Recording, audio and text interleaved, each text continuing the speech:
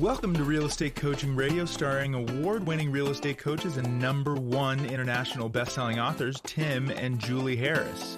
This is the #1 daily radio show for realtors looking for a no BS, authentic, real-time coaching experience.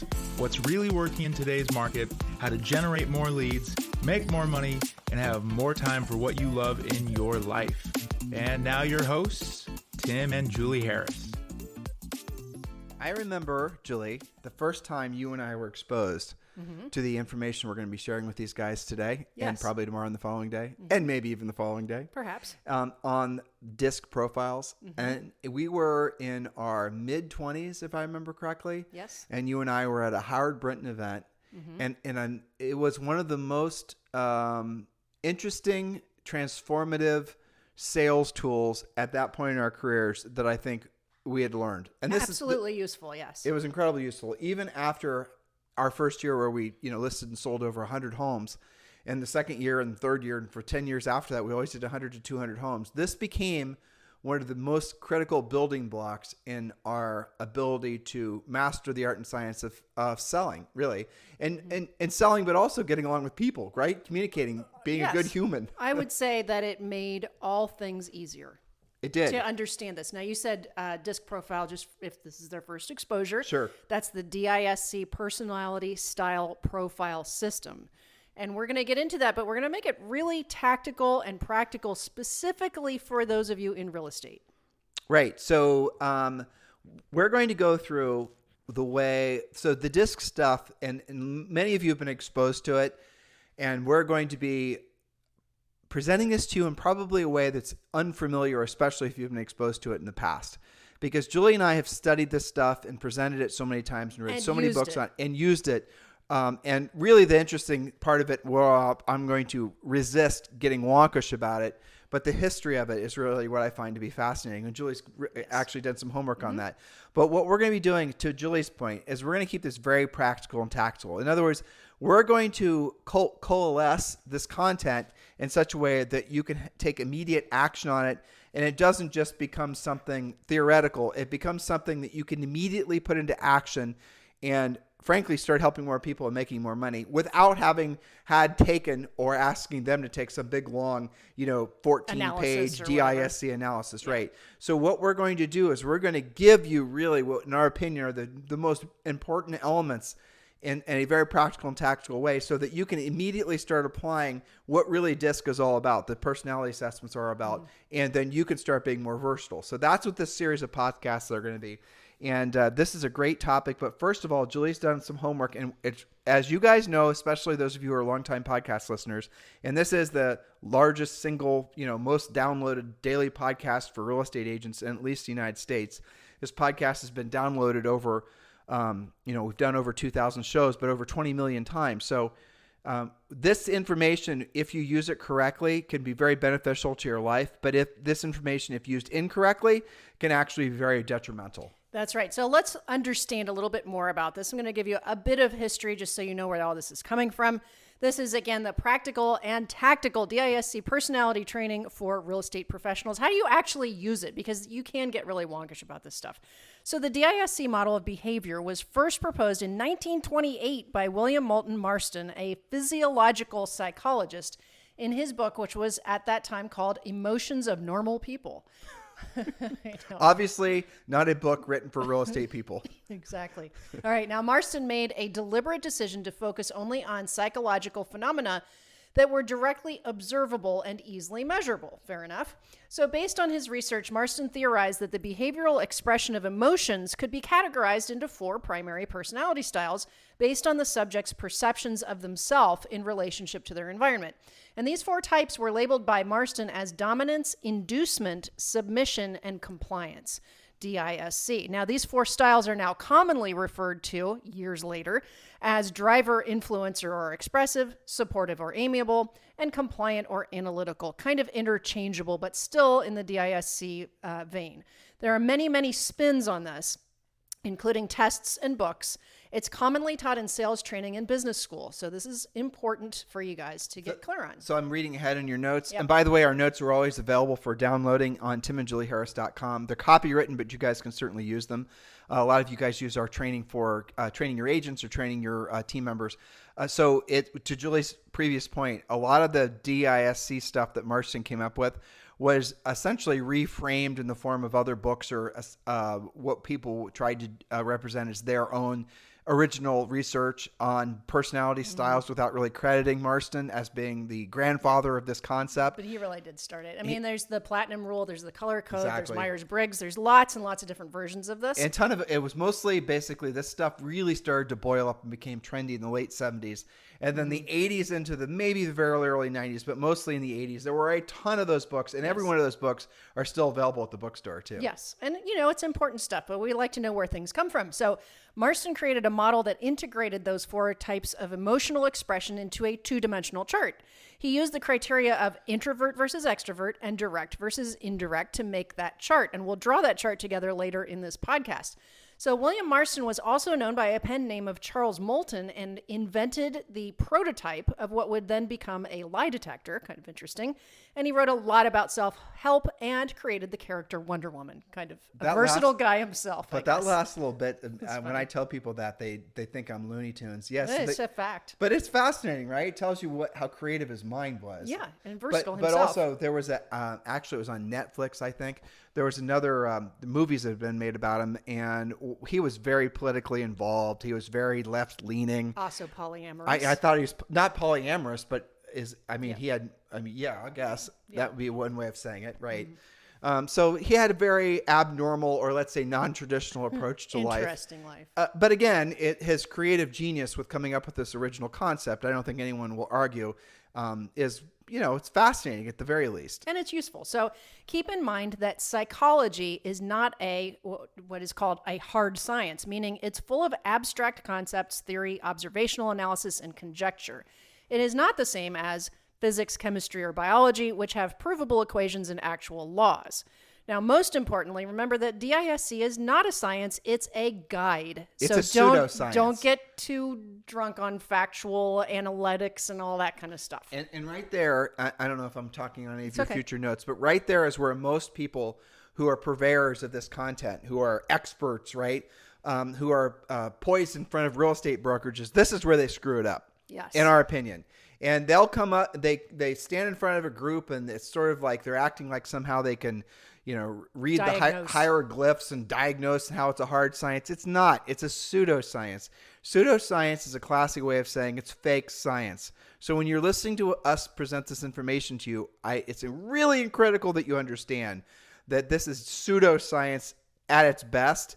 And there's lots of reasons, and we're gonna tell you how to apply it. We're going to tell you how it's beneficial, but we're also going to point out the ways it's been misused. And, that's right. And that's where, frankly, harm has been done, especially amongst agents and these, DISC trainers, where they are making it so that people that did have capacity and capability and desire to be successful were pigeonholed as having the wrong personality for success. A personality flaw in some sense. Exactly. With regards to business.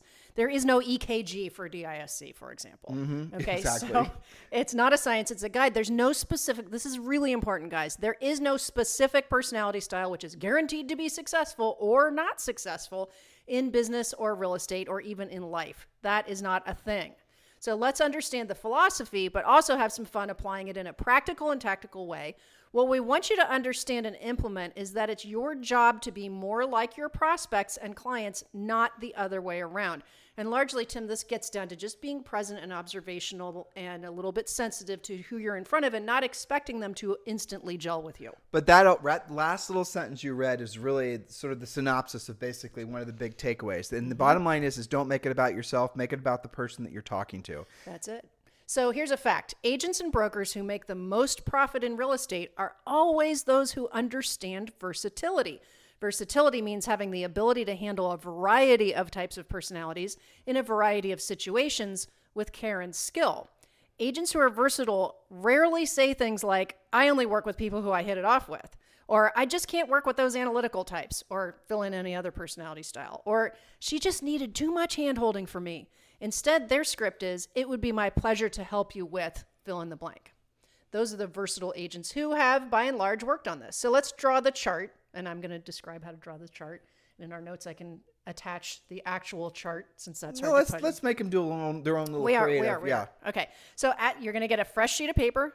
At the top of the page, you're going to put the label direct, and at the bottom, you'll write indirect. It helps when we've presented this in the past if we give them a visualization of what, in their mind's eye, what it looks like when it's done. So here's basically the way for you guys to do that. You're just going to, in essence, and Julie's going to get into the specifics, but you're going to take an 8.5 by 11 and you're going to divide it into 4 quadrants.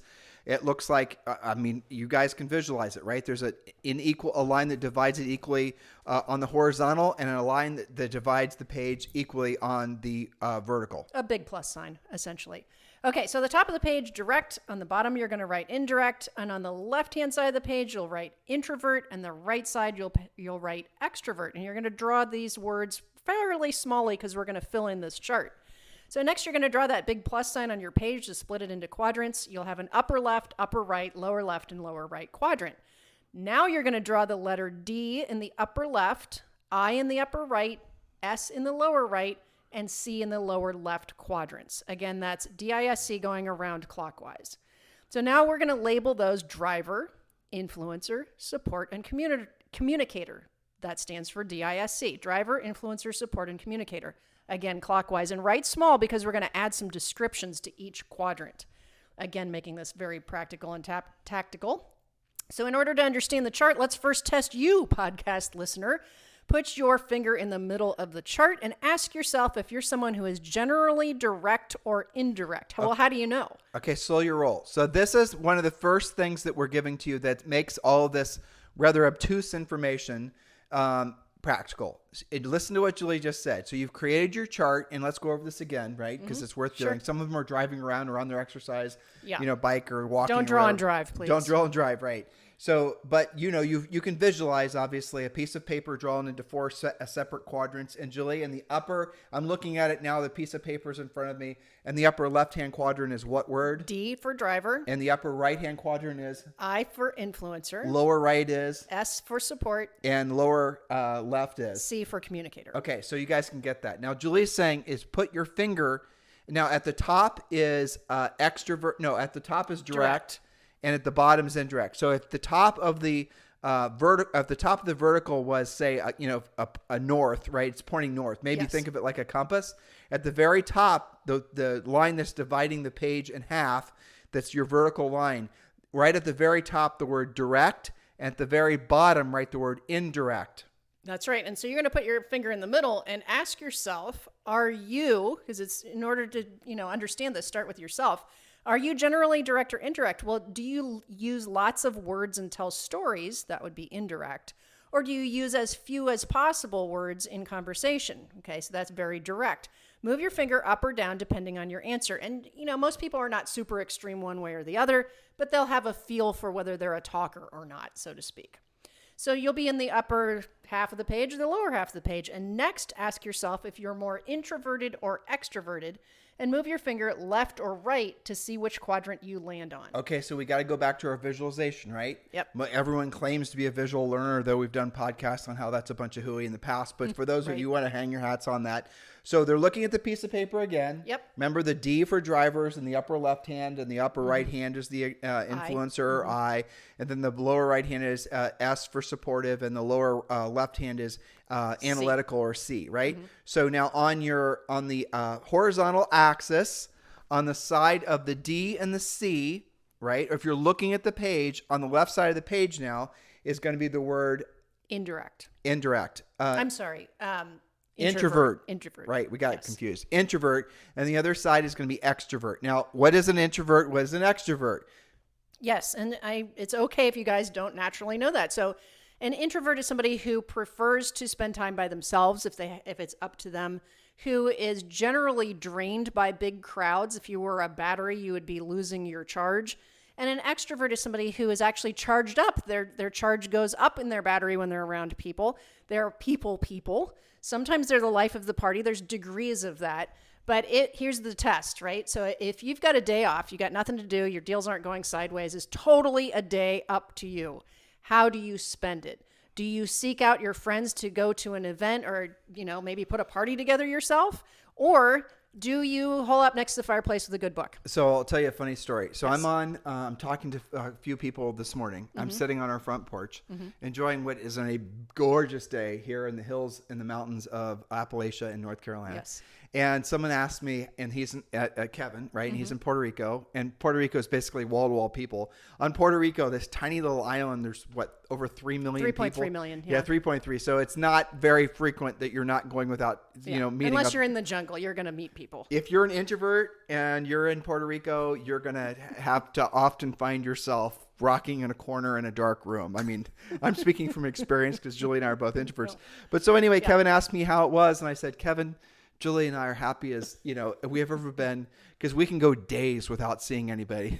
Yeah, it is so quiet. It's so like quiet. so noticeably quiet. Right. It's almost alarmingly quiet in a way. Like I wake up in the morning thinking, is everything okay? I Where don't the really leaf hear blowers, anything. the lawn noise, the traffic noise. You can actually hear a bird land on a branch. Well, not only that, I mean, now we're kind of meandering off topic, but I mean, but that would be introverted for you, example. have you noticed Zoe's gotten a lot calmer?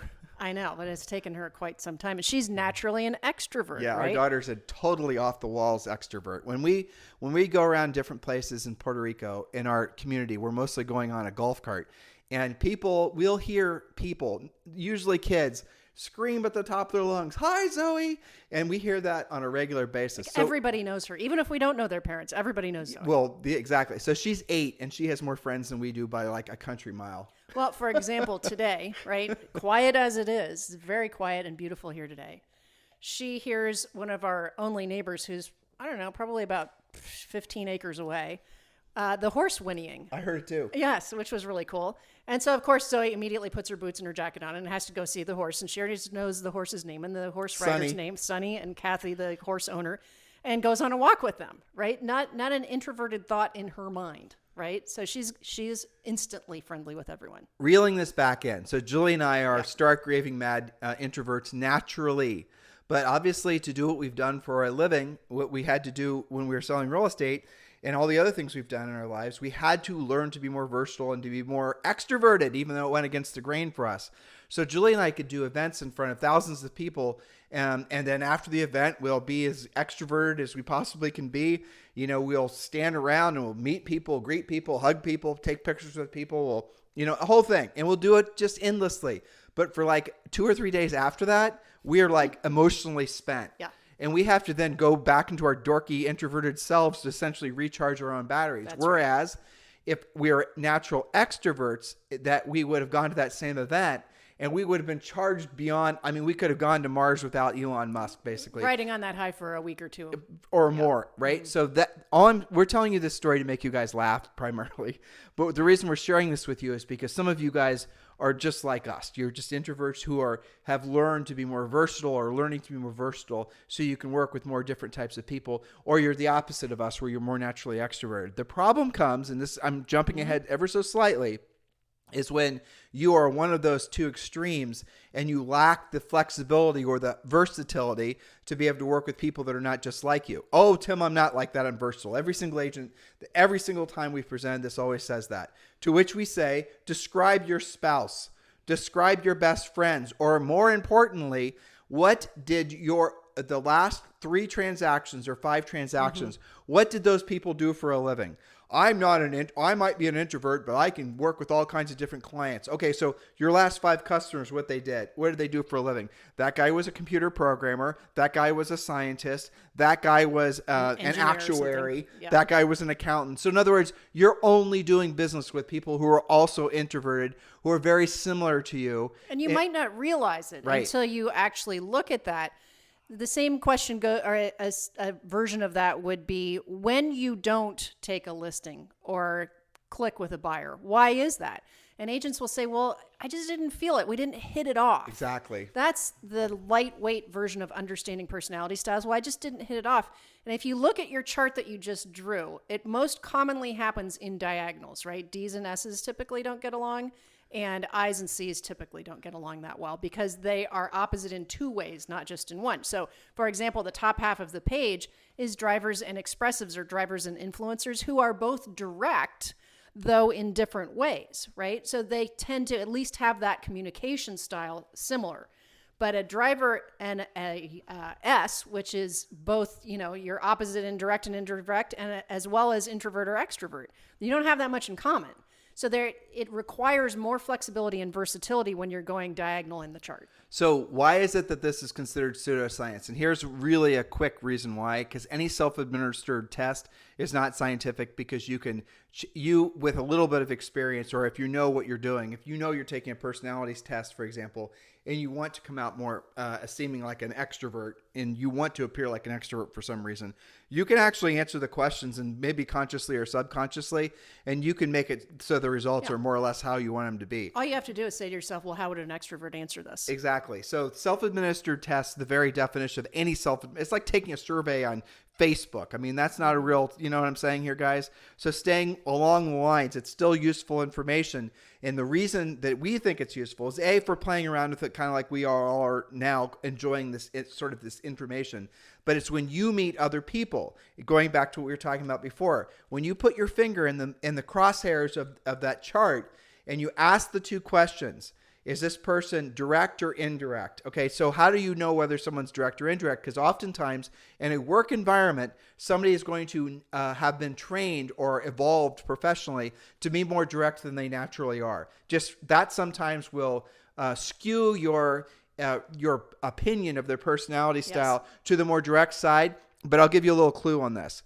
There have been tons and tons of research on this, and about how much of each population it falls into each category, right? So you have drivers, influencers, expressives, analyticals, right?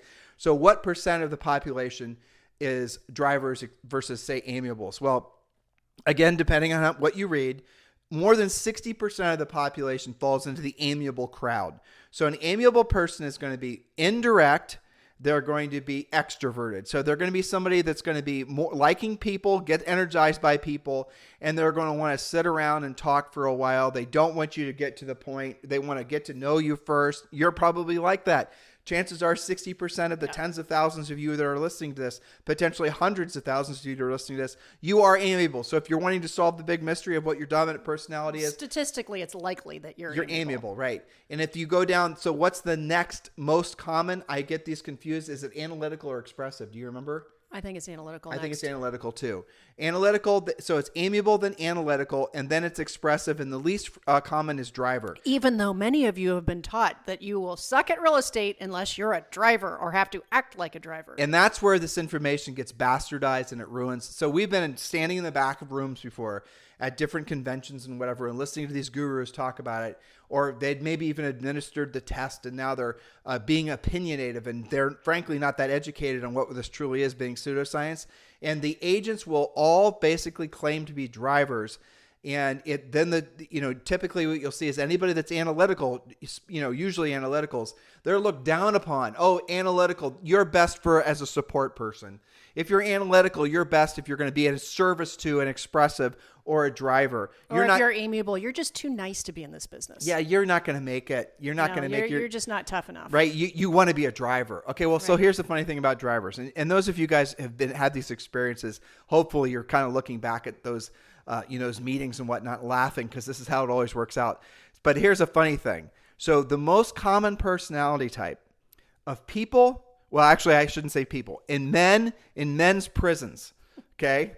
This is what the research was. So the most common personality type of men in men's prisons, I've never read one about women in women's prisons, I don't know, right? Exactly. Was the driver. And it's like, no kidding, right? Because when they walk into a bank, they say, give me all your money, right? I mean, if that's not a direct statement, I would say they're non-versatile drivers. That's right. What would an There is a difference. What would an amiable do if they're robbing a bank? Well, first of all, they wouldn't say anything. They'd at least write a note. It'd probably be sealed in an envelope with please and thank you. Or they wouldn't want to rob the bank in the first place because they wouldn't want to offend anybody and hurt anybody's feelings. They do it online. Right. An expressive would walk in with like a kazoo, wearing bright colors, and do a little like jig and a little dance about robbing the bank. So they could feel like they earned it. Exactly. And well, you guys get the point, right? Yeah. But so really what you don't believe that you have to be one particular personality to be successful in any aspect of life. But you do have to be versatile. Whether you are naturally a driver or an expressive or whoever, you do have to be versatile to get along in life in general. I mean, I can look at it with Zoe's classmates, right?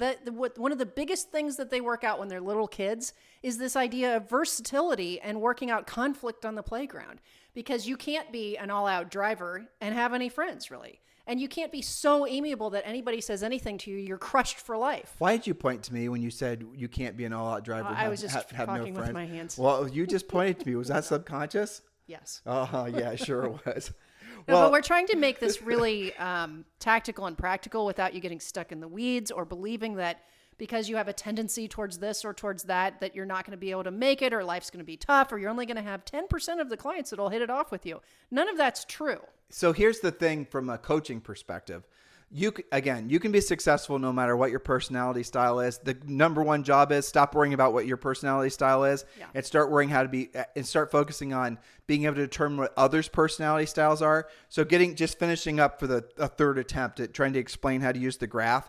You put your finger in the middle, you ask the person, you based on your own observations or what you know about them, is this person direct or indirect? And so you slide your finger to the top of the graph. So if you slid your finger to the top of the graph, now on your left side is going to be driver, on your right side is going to be influencer or I, right? D and I. And then the next question you have to ask yourself, is this person an introvert or an extrovert? And if they're an introvert, then you slide your finger over to the right, and that tells you they're most likely their dominant personality is a driver. And if they're an extrovert, left, you're right, left. Yeah. And the opposite, obviously, if they're extroverted, you put it in the expressive thing. How do you know whether someone's an introvert or an extrovert? The best way to find out is ask them what they did the past weekend, right? Ask them what they did. You can go to their Facebook page and see sometimes. Yeah, I mean, if a driver has a Facebook page, right? Well, there you go. Drivers are going to have very short motivational quotes is what they're going to have. Yeah. But ask them what they did. So if you ask somebody what they do with their own time, not when they're working or performing or whatever they're doing, that's going to really give you the best window into who they truly are. So if it's somebody that spends a lot of time with their families and they just do a lot of things that don't involve a lot of other humans, that's going to be most likely someone who's an introvert. That's going to be a driver. And if it's somebody who's going to be the opposite, then you're dealing with an expressive. Now, if you're talking with someone and they're very indirect, they want to get to know you first. There's a little bit of a resistance to any kind of formal conversation with them. They're very friendly. They want to talk with you for a long periods of time. And they kind of want to study you a little bit first. They want to observe what you're made of. They're dealing with how they feel about you. They're very feelings focused. These are the amiable types. And the analytical types, they're also going to be indirect, but they're going to be indirect in a different way than the amiables, because the analyticals they're going to be, they're definitely not going to use a lot of words. They're definitely not going to be asking you direct questions or being in your face too much or in any way being confrontational. They're going to be almost passive aggressive, not so much so as the amiables, but they're going to be they're not going to come out with what they're thinking. You're going to have to work them a little bit and get to know them a little bit. They're going to have to trust you, and you're going to earn their trust by showing them through your versatility that you too have the capacity to be analytical. But if you're dealing with somebody like that and you're expressive and it's always about life of the party, being loud and boisterous and being demonstrative and just all the rest of it, and you're dealing with a person that's very introverted and very reserved and likes to base things on facts and figures, and you're not going to hit it off. They're not going to like you. So if you're an expressive type, again, a lot of you are, and you'll notice probably you don't have too many clients that are, say, for example, like your accountant.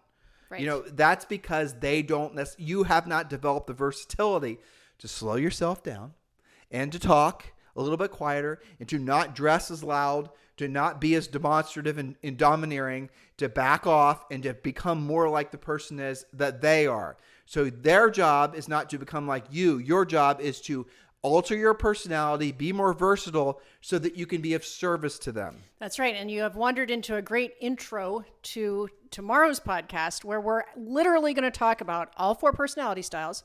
We're going to give you some more, maybe we say, indicators of how you know who's who. But specific to real estate, we're going to show you how you win and how you lose with each of your 4 personality styles. That way you can have some criteria for your prospects, your clients, your transactions, even dealing with other agents, dealing with your spouse, dealing with your kids. It's not just a real estate skill, although we're going to apply it to that. It's also a life skill. So now I'm going to be as versatile as I can, and I'm going to ask you guys to give us a 5-star review on iTunes, or obviously like and then comment if you're listening to us on YouTube. So here's my direct way. Please just do it. Just get it done. Just do it. Do it now. Do it now. Wouldn't now be a great time to get that done? Drive review. And so, Julie, you're going to be amiable. Do the amiable begging for the reviews and the 5-star reviews. Okay, so here's the thing, guys. We put our heart and soul into all this for you pretty much every day of our lives. This is what we do. It's our life's work. Could you please just give us a 5-star review and show your gratitude? Because we would so much appreciate that. And a true amiable, which Julie is not, would have taken about 20 minutes to ask that same question. Right. So there you go. So if you're on iTunes or Stitcher, or you're listening to us on some sort of podcast listening widget, please do give us a 5-star review. And if you're on YouTube, please like and comment on the post. We certainly appreciate being of service to all of you guys. And we're going to pick up this conversation. I know all of you are going to like this. This is always one of our favorite things to talk about. And by the way, we are doing this topic because somebody requested it. So we do listen to what you guys say, and we do appreciate your feedback on the podcast. But we mostly appreciate your feedback on the podcast if it follows a 5-star review. Yes, indeed. You guys have a great day.